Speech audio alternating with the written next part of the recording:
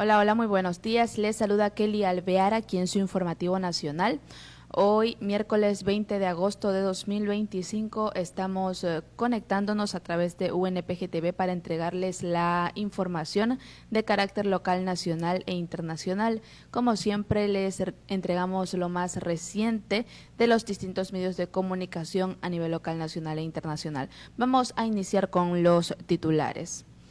La comunidad indígena de un ex candidato presidencial de Ecuador retiene a 3 policías. Bono de desempleo en Ecuador, pasos para acceder a él tras despido. Deportadas madre y niña de Ecuador detenidas por ICE en Nueva York. Su otro hijo sigue arrestado en Nueva York. Gobierno de Ecuador crea Comité de Salud Pública en medio de críticas. Estos son las líneas de negocio de Ecuador con mayores ventas en lo que va de 2025. El banano deshidratado inicia la reapertura del mercado de Brasil para Ecuador.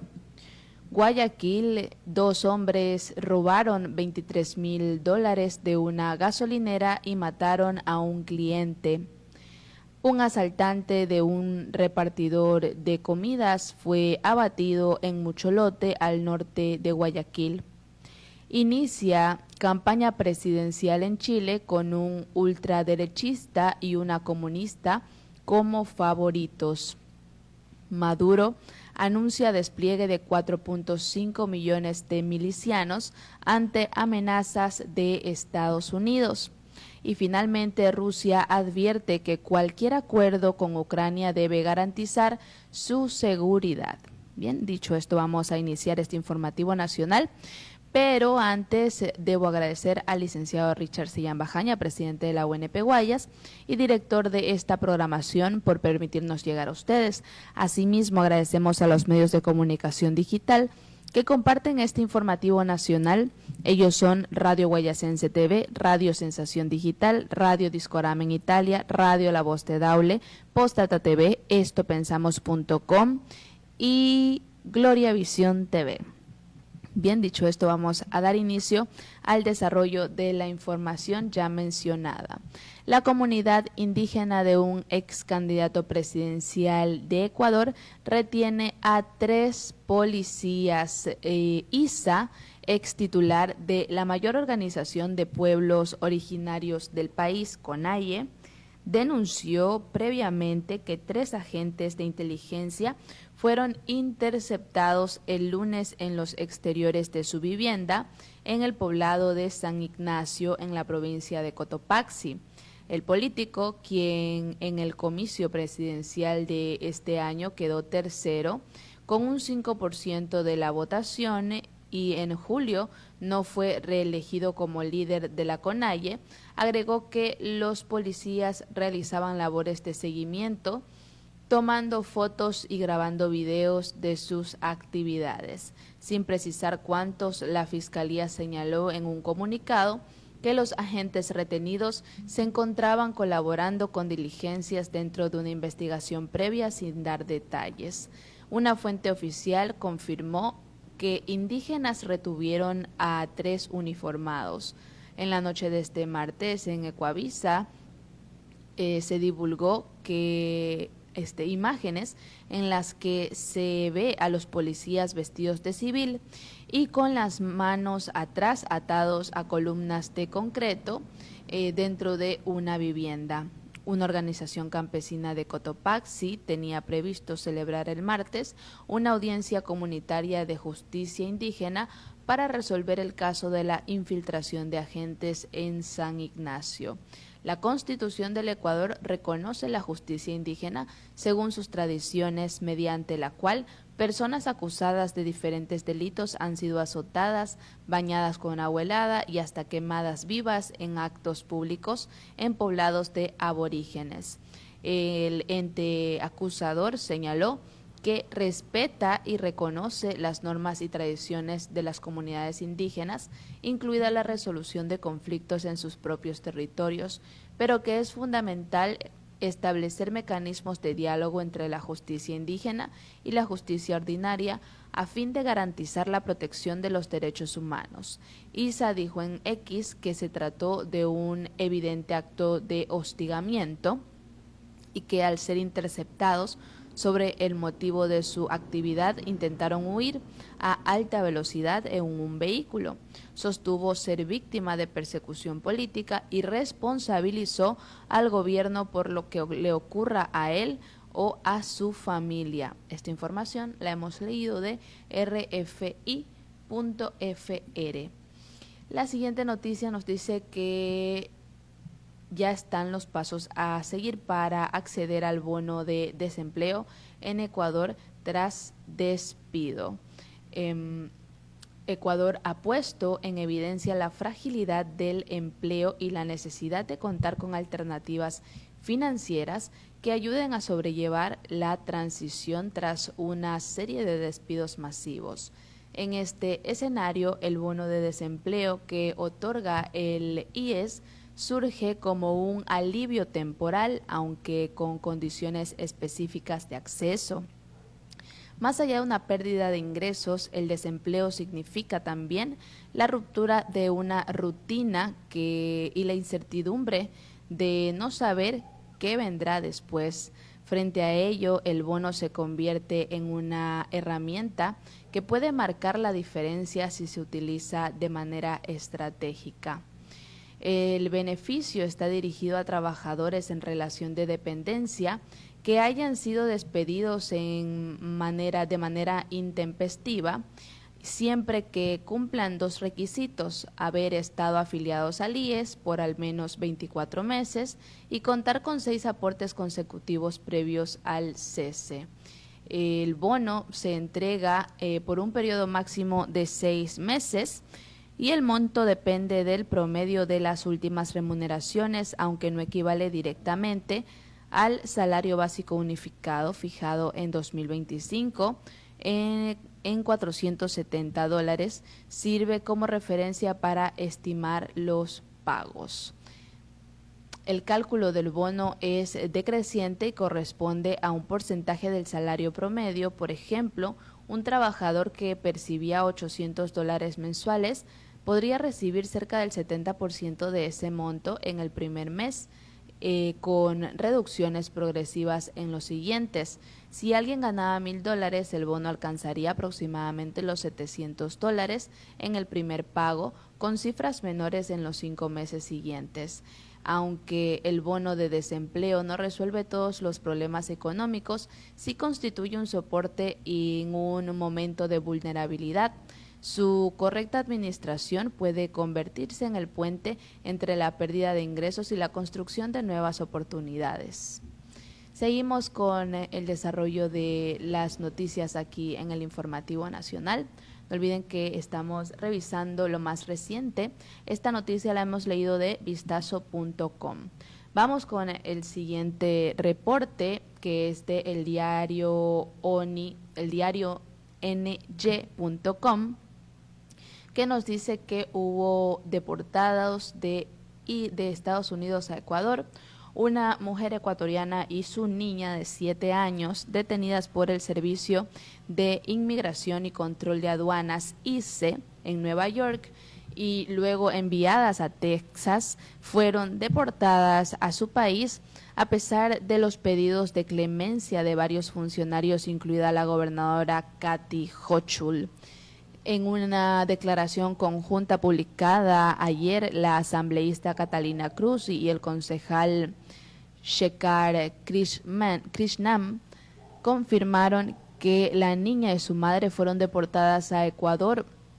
Eso lo reportó CBS News.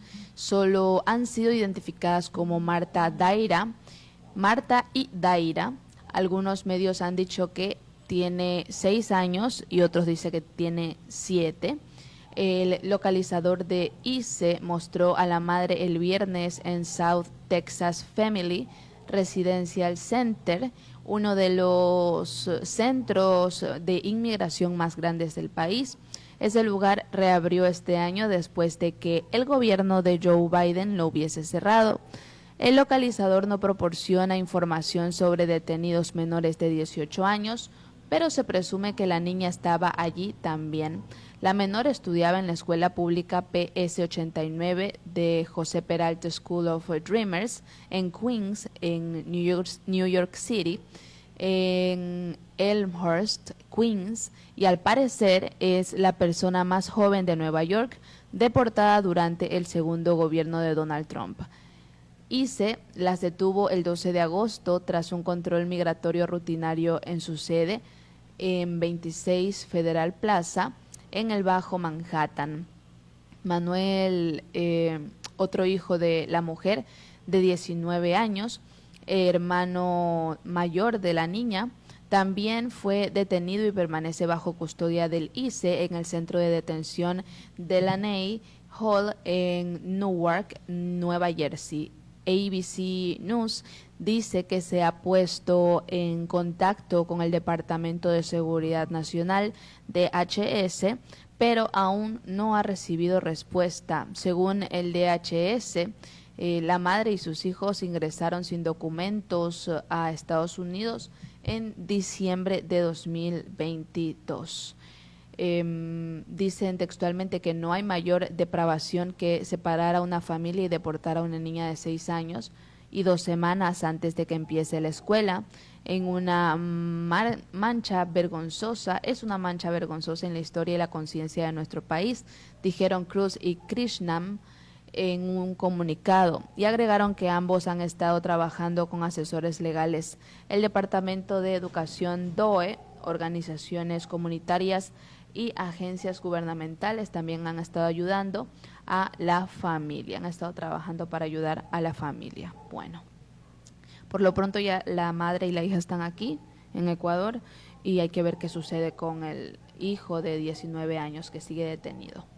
Seguimos con la información y prensalatina.cu nos dice que el gobierno de Ecuador crea un comité de salud en medio de las críticas. El Ministerio de Salud, el ministro de Salud, Jimmy Martín, defendió la iniciativa y aseguró que con la disposición fortalecerán las acciones para garantizar un funcionamiento ágil, ordenado y transparente en nuestros hospitales y centros asistenciales. Martín explicó en su cuenta de red social X que el comité permitirá construir servicios sostenibles, articular políticas y mejorar los procesos de compra de medicamentos en coordinación con el Servicio Nacional de Contratación Pública. La ministra de Economía y Finanzas, Sarija Moya, también respaldó la decisión para que los recursos políticos cumplan su propósito, que es garantizar el bienestar de los ecuatorianos. La portavoz del gobierno, Carolina Jaramillo, sostuvo la víspera en un pronunciamiento que el nuevo comité tendrá como misión luchar contra la corrupción, garantizar el abastecimiento de medicamentos y mejorar la calidad de atención hospitalaria. Textualmente afirmó también que la adquisición de medicamentos a partir de ahora se hará directamente desde el Ministerio de Salud, quitándole el negocio a la delincuencia que se repartió los hospitales del país durante el COVID-19. En contraste, la asambleísta Mireya Pazmiño del Bosque de la Revolución Ciudadana consideró que el pueblo no necesita más comités, necesita hospitales con medicinas, médicos y enfermeras bien pagados. Crear un comité de salud pública es una burla y disfrazan la ineficiencia con burocracia y dejan a la gente sin derecho a la salud, añadió Pazmiño textualmente. También la legisladora Cristina Jácome coincidió en que la medida es redundante, pues ya existe un Consejo Nacional de Salud encargado de promover e impulsar la construcción del Sistema Nacional de Salud, articulado y participativo.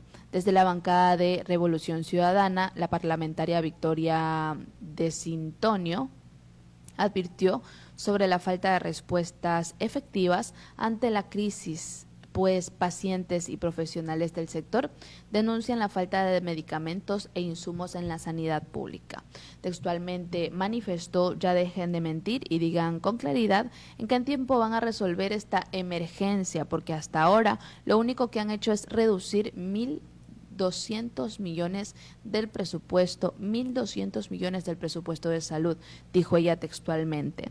Por otra parte, el consultor en políticas públicas, Decio Machado, resumió la visión crítica señalando que el anuncio del gobierno no resuelve los problemas estructurales. También él dijo que para garantizar el derecho a la salud de la ciudadanía es necesario contar con los recursos humanos, tecnológicos y financieros suficientes para que el sistema de salud tenga la capacidad de respuesta a los problemas de la población. Todo lo contrario de lo que están haciendo, sostuvo él textualmente. Este martes la Asamblea Nacional exigió al presidente Daniel Noboa garantizar la atención médica en el servicio público, aunque el oficialismo rechazó la propuesta de declarar emergencia en el sector, medida que posibilitaría agilizar los requisitos, la adquisición de recursos. Vamos a ver qué sucede con este nuevo comité de salud, aunque como estamos leyendo aquí es un poquito redundante porque ya existe un consejo de la salud. Bien, seguimos con el desarrollo de la información y Ecuavisa.com nos indica que estas son las líneas de negocio en Ecuador con mayores ventas en lo que va de 2025. Ecuador está experimentando un crecimiento económico este 2025, reportó el Banco Central del Ecuador. Guillermo Avellán, gerente de la institución, informó que la economía nacional creció en un 3.9% a junio de 2025 y que ha percibido crecimiento interanual de 2.8%. Parte de ello se debe al incremento de transacciones en la mayoría de sectores económicos, según datos del SRI. Información disponible en el portal de estadísticas multidimensionales en la entidad apuntan que el primer semestre de 2025 tuvo mayores ventas, incluyendo exportaciones, que ese mismo periodo del año pasado, con un aumento de 2.8 mil millones de dólares. Vamos a ver por aquí un cuadro de cómo están las ventas de sectores económicos en Ecuador, reportadas al SRI los primeros semestres de 2024 y 2025, siendo así que en la agricultura vemos más de 10 millones de dólares en 2024 y más de 12 millones en 2025, teniendo una diferencia de más de 1.897 millones de dólares de diferencia entre 2024 y 2025, es decir, esto subió, ¿verdad?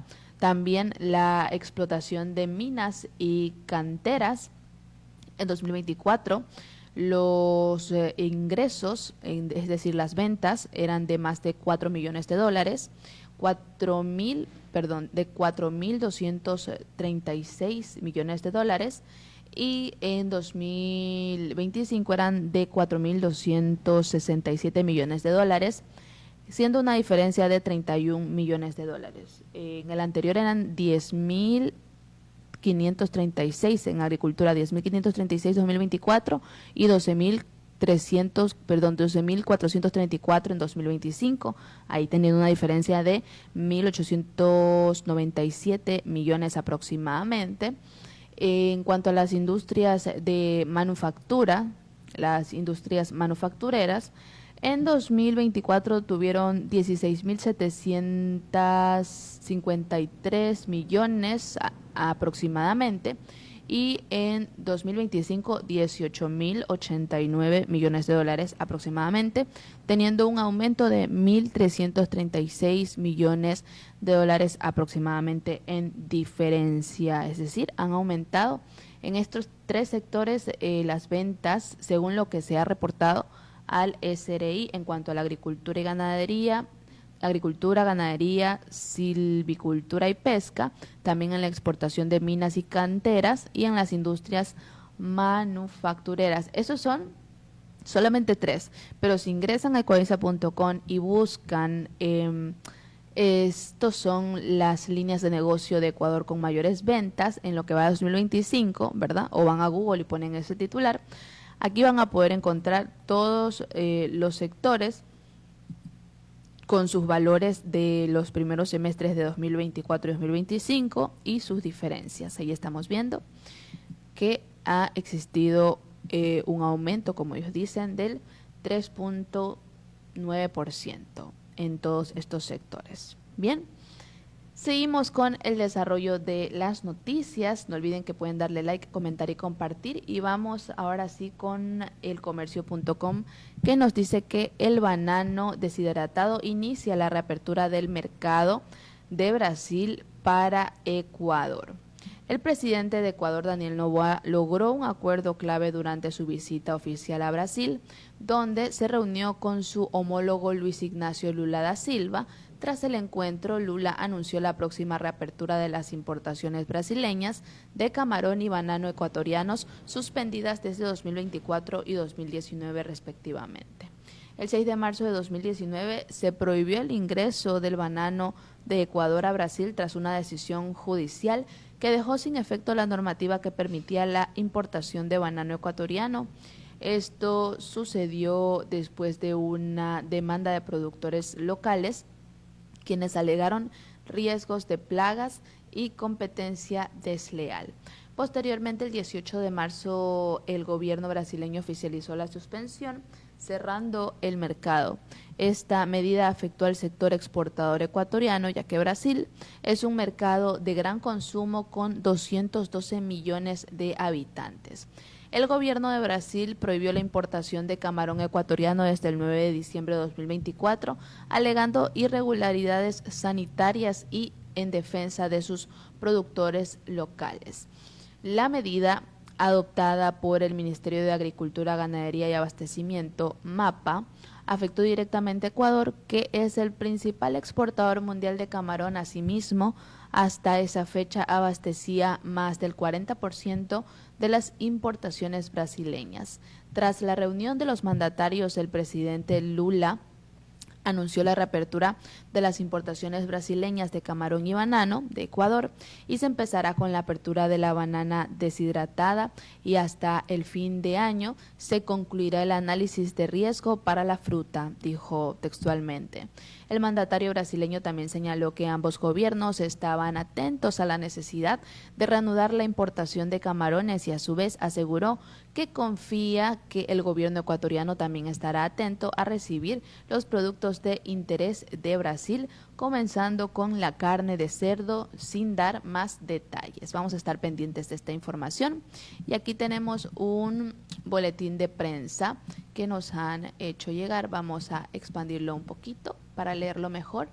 Este fue escrito el 13 de agosto y nos dice que la Asociación Mutual Bolivariana de Exalumnos del Colegio Técnico Simón Bolívar de Guayaquil nos envió esto, y dice que por cumplir 77 años de la creación del Colegio Técnico Experimental Simón Bolívar, la Asociación Mutual Bolivariana invita a los exalumnos de todas las promociones al quinto reencuentro de ex estudiantes bolivarianos, con la finalidad de confraternizar nuestros lazos de hermandad, día de juegos de indoor y recreación familiar con piscinas y juegos infantiles. Esto va a ser el domingo 24 de agosto de 2025, de 8 a.m. a 17 horas p.m., en el complejo de los Marinos, en el kilómetro 10, vía San Borondón, entrada al hipódromo.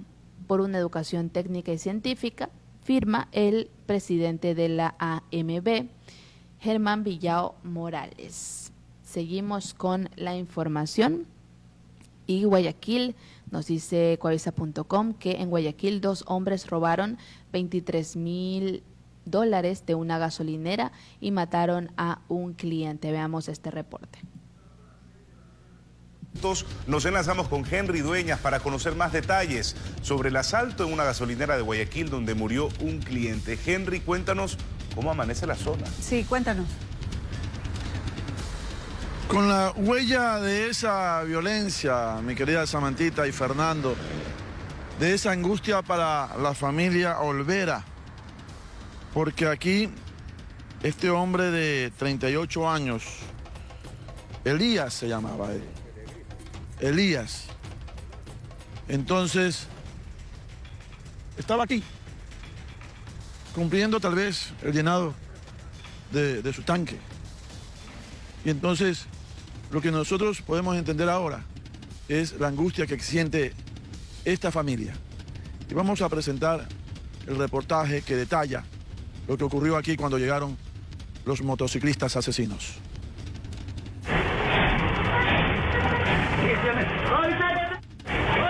Así fue como dos sujetos armados ingresaron a una gasolinera del centro de Guayaquil y robaron una gran cantidad de dinero. El hecho ocurrió a las 2:24 del lunes en las calles Chimborazo y Argentina. Una cámara de vigilancia del establecimiento grabó cuando dos hombres subieron hasta el área administrativa de la gasolinera. Amenazaron a los trabajadores y con un martillo rompieron la puerta para luego ingresar. Minutos después se ve cómo trabajadores de negocios se subieron a un carro e intentan irse, pero al mismo tiempo los hombres armados rompieron la puerta y salieron del área. Bajaron, dispararon al vehículo en el que iban los colaboradores y huyeron con sujetos que los esperaban en motocicletas. Tras lo ocurrido, la Policía Nacional informó que producto de los disparos, una persona murió y otra resultó herida. La persona fallecida era un cliente. De acuerdo a información policial, los sujetos sustrajeron aproximadamente $20.000. Bien, seguimos con el desarrollo de la información aquí en el Informativo Nacional y también un asaltante de un repartidor de comidas fue abatido en Mucholote, al norte de Guayaquil. Aquí tenemos el reporte de Coavisa.com. El cuerpo del abatido quedó junto a una moto en esta calle de Mucholote 1. Eran las 9 de la noche cuando el hombre y su cómplice que se movilizaban en ese vehículo se enfrentaron a tiros con los policías en la séptima etapa de esa ciudadela del norte de Guayaquil. René Cañar, jefe subrogante del distrito Pascuales, informó que los dos sospechosos estaban asaltando a un repartidor de comida cuando los agentes intervinieron y frustraron el robo. Hay un enfrentamiento entre presuntos delincuentes y la Policía Nacional. Se encontraban dos individuos, un afroecuatoriano, un mestizo, provocando el asalto y robo de una motocicleta a una de las personas transeúntes por este sector, ¿no? Inmediatamente la policía reacciona y pues por parte de los presuntos delincuentes, al ejercer en este caso pues tres detonaciones o varias detonaciones de un arma, inmediatamente la policía reacciona haciendo uso progresivo de la fuerza con su equipo de dotación. El personal de la DINASET y Criminalística también acudieron al sitio y cerraron la calle para realizar las investigaciones. Asimismo recogieron alrededor de 7 restos de bala y encontraron un revólver junto al cadáver. El arma que ha sido pues encontrada en poder de este ciudadano. Mientras que el otro hombre herido fue llevado a un hospital. El ciudadano afroecuatoriano fue conducido de manera inmediata, prestando los primeros auxilios hasta una casa asistencial en donde pues permanecerá con resguardo policial. Los moradores que se acercaron a ver el procedimiento aprovecharon la presencia de la prensa para denunciar el aumento de robos en la zona. No se puede salir, roban a diestra y siniestra. Sería el señor presidente que se preocupe más del pueblo, que ponga, que venga, que mande más policías, militares, pero siempre, ¿no? Un ratito, no sabemos ya qué mismo hacer, no se puede ni dormir. A las 11 de la noche el cuerpo del abatido fue trasladado a la morgue, mientras la moto que conducía fue llevada al patio de la Policía Judicial. Asimismo, los uniformados le entregaron el vehículo liviano al repartidor.